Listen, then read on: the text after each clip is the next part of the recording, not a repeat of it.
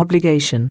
I, Peter Gabb, of my own free will and accord, in the presence of Almighty God, and this worshipful lodge, erected to Him, and dedicated to the holy saints John, do hereby and hereon Master presses his gavel on candidate's knuckles, most solemnly and sincerely promise and swear, that I will always hail, ever conceal, and never reveal, any of the arts, parts, or points of the hidden mysteries of ancient Freemasonry, which may have been, or hereafter shall be, at this time, or any future period, communicated to me, as such, to any person or persons whomsoever, except it be to a true and lawful brother Mason, or in a regularly constituted lodge of Masons, nor unto him or them until, by strict trial, due examination, or awful information, I shall have found him, or them, as lawfully entitled to the same as I am myself. I furthermore promise and swear that I will not print, paint, stamp, stain, cut, carve, mark, or engrave them, or cause the same to be done, on anything movable or immovable, capable of receiving the least impression of a word, syllable, letter, or character, whereby the same may become legible or intelligible to any person under the canopy of heaven, and the secrets of Masonry thereby unlawfully obtained through my unworthiness. All this I most solemnly, sincerely promise and swear, with a firm and steadfast resolution to perform the same, without any mental reservation or secret evasion of mind whatever, binding myself under no less penalty than that of having my throat cut across, my tongue torn out by its roots, and my body buried in the rough sands of the sea, at low water mark, where the tide ebbs and flows twice in 24 hours, should I ever knowingly violate this my entered apprentice obligation. So help me God, and keep me steadfast in the due performance of the same. Worshipful Master, in token of your sincerity, you will now detach your hands, and kiss the book on which your hands rest, which is the Holy Bible. After the candidate has kissed the Bible, he is asked by the Master, Worshipful Master, in your present condition, what do you most desire? Candidate, prompted. Light. Worshipful Master, brethren, you will stretch forth your hands, and assist me in bringing our newly made brother to light. Here the brethren surrounding the altar place their hands in the form of the due regard of an entered apprentice Mason. Worshipful Master, in the beginning God created the heavens and the earth. And the earth was without form, and void. And darkness was upon the face of the waters. And God said, Let there be light, and there was light. In some lodges, at the last word, light, the brethren stamped their feet and clapped their hands once. But this is nearly done away with nowadays. Too much morganery about it, as it is styled by Masons. Worshipful Master now gives one rap which is the signal for all to be seated but himself, he remaining at the altar. I should remark here, that at the word light, the conductor strips off the hoodwink from the candidate's eyes, but keeps him yet kneeling at the altar. Worshipful Master, Brother Senior Deacon, I will now thank you to remove the cable tow. Rope is taken off candidate's neck. Some masters say, as we now hold the brother by a stronger tie.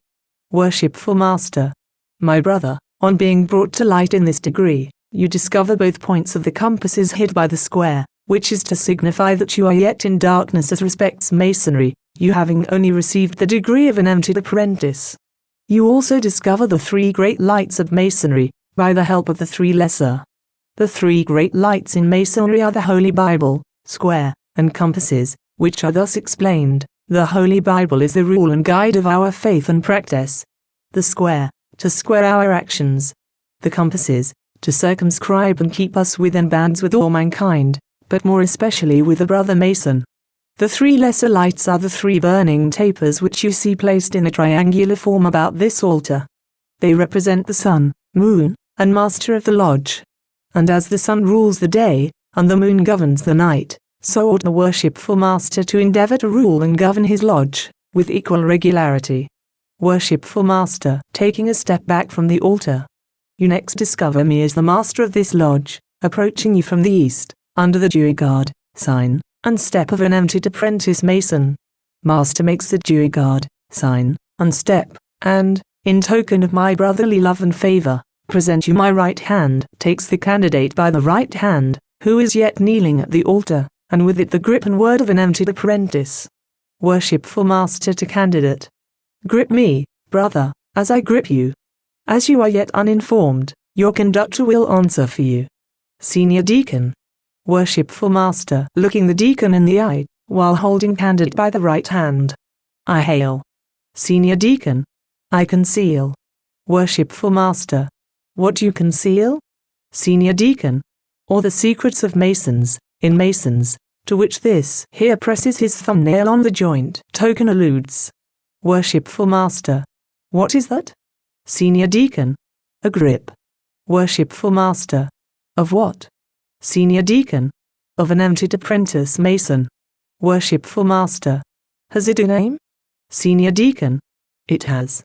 Worshipful Master. Will you give it me? Senior Deacon.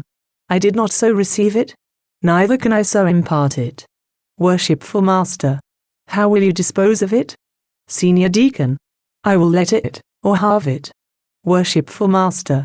Letter it, and begin. Senior Deacon. No, you begin. Worshipful Master. Begin you. Senior Deacon. A. Worshipful Master. B. Senior Deacon. O. Worshipful Master. Z. Senior Deacon. Bo. Worshipful Master. As. Senior Deacon. Pronouncing. Bose. The old way of spelling this word, as represented by Morgan, Kraft, Allin, Richardson, and Barnard, was by syllabling it. Worshipful Master. Helping candidate to rise from the altar, by the right hand. Rise, my brother, and salute the junior and senior wardens as an obligated entered apprentice. Here lodges differ. Some only pass candidate once around the room, and, as he passes the officers' stations, he gives the due guard and signs of an entered apprentice, while other lodges require him to halt at the warden's stations, and pass through with the following ceremony, viz. The deacon takes candidate by the right arm, and passes around the altar to the junior warden's station in the south, stops, gives one rap with his rod on the floor, which is responded to by the junior warden with his gavel, once. Junior warden. Who comes here? Senior Deacon. An obligated entered apprentice. Junior warden. How shall I know him to be such? Senior Deacon. By signs and tokens. Junior warden. What are signs? Senior Deacon. Right angles, horizontals, and perpendiculars. Junior warden. What are tokens? Senior Deacon. Certain friendly or brotherly grips, by which one Mason may know another, in the dark as well as in the light. Junior warden. Give me a sign.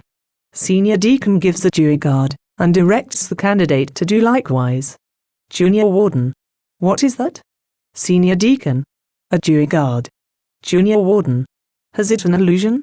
Senior Deacon. It has. It alludes to the manner in which my hands were placed when I took upon myself the obligation of an entered apprentice Mason. Junior warden. Have you any further sign? Senior Deacon. I have. Makes the sign of an entered apprentice. Junior warden. What is that? Senior Deacon. Signs of an entered apprentice Mason. Junior warden. Has it an allusion? Senior Deacon. It has, to the penalty of my obligation. Junior warden. Have you any further sign? Senior Deacon. I have not. But I have a token. Junior warden. Advance your token. Senior Deacon makes candidate take the junior warden by the right hand. Junior warden.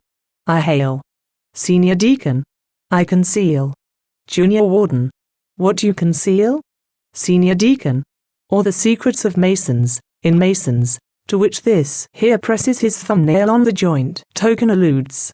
Junior warden. What is that? Senior Deacon. A grip. Junior warden. Of what? Senior Deacon. Of an entered apprentice Mason. Junior warden. Has it a name? Senior Deacon. It has. Junior warden.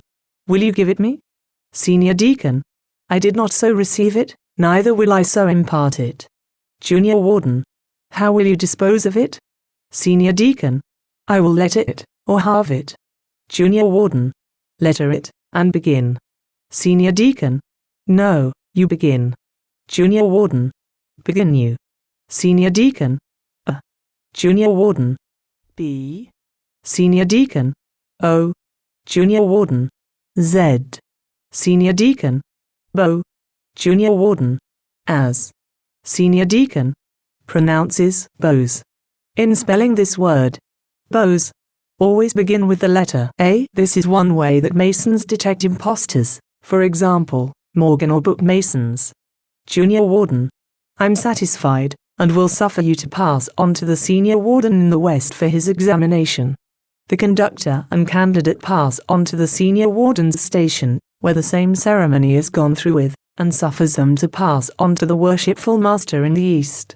As they leave the West, and are nearly to the Master's station in the East, he gives one rap with his gavel, when they halt.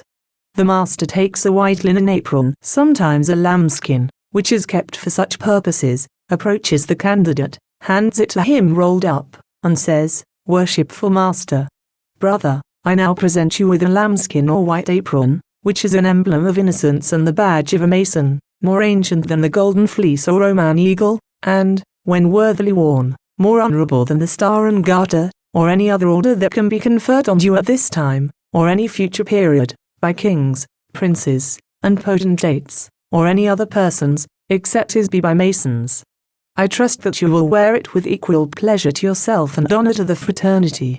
You will carry it to the Senior Warden in the West, who will teach you how to wear it as an entered apprentice." Deacon conducts candidate back to the West, and says, "Senior Deacon. Brother Senior Warden, it is the order of the Worshipful Master, that you teach this new-made brother how to wear his apron as an entered apprentice."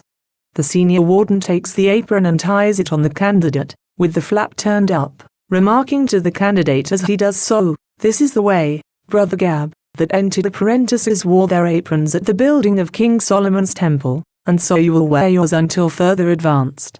Senior Deacon now reconducts the candidate to the Worshipful Master in the East. Worshipful Master.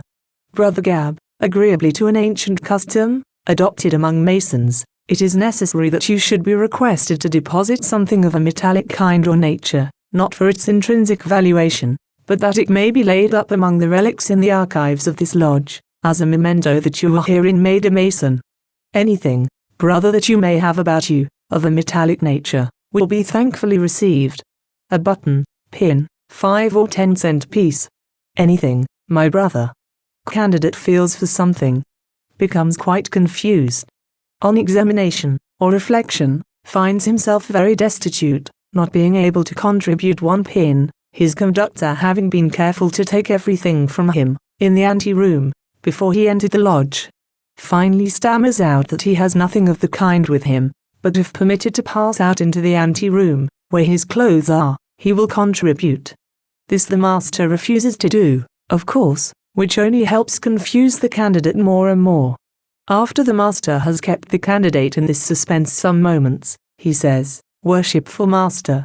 Brother Gab, you are indeed an object of charity, almost naked, not 1 cent, no, not even a button or pin to bestow on this lodge. Let this ever have, my brother, a lasting effect on your mind and conscience. And remember, should you ever see a friend, but more especially a brother, in a like destitute condition, you will contribute as liberally to his support and relief as his necessities may seem to demand and your ability permit, without any material injury to yourself or family. Worshipful Master. Brother Senior Deacon, you will now reconduct this candidate to the place from whence he came, and reinvest him with that which he has been divested of, and return him to the lodge for further instruction." Senior Deacon takes candidate by the arm, leads him to the center of the lodge, at the altar before the Worshipful Master in the East, makes due garden signs of an entered apprentice, and then retires to the ante-room. After candidate is clothed, the deacon ties on his apron, and, returning to the lodge, conducts him to the Worshipful Master in the East, who orders the deacon to place him in the northeast corner of the lodge, which is at the Master's right. Worshipful Master. Brother Gab, you now stand in the northeast corner of this lodge, as the youngest entered apprentice, an upright man and Mason, and I give it to you strictly in charge as such ever to walk and act. Some masters preach great sermons to candidate on this occasion. Brother, as you are clothed as an entered apprentice, it is necessary you should have the working tools of an entered apprentice, which are the 24-inch gauge and common gavel. Worshipful Master. The 24-inch gauge is an instrument made use of by operative Masons to measure and lay out their work. But we, as free and accepted Masons, are taught to make use of it for the more noble and glorious purpose of dividing our time. It being divided into 24 equal parts, is emblematical of the 24 hours of the day, which we are taught to divide into 3 parts, whereby we find a portion for the service of God and the relief of a distressed worthy brother, a portion for our usual avocations, and a portion for refreshment and sleep. Worshipful Master. The common gavel is an instrument made use of by operative masons to break off the superfluous corners of rough stones, the better to fit them for the builder's use. But we, as free and accepted masons, are taught to make use of it for the more noble and glorious purpose of divesting our minds and consciences of all the vices and superfluities of life, thereby fitting us, as living stones, for that spiritual building, that house not made with hands, eternal in the heavens.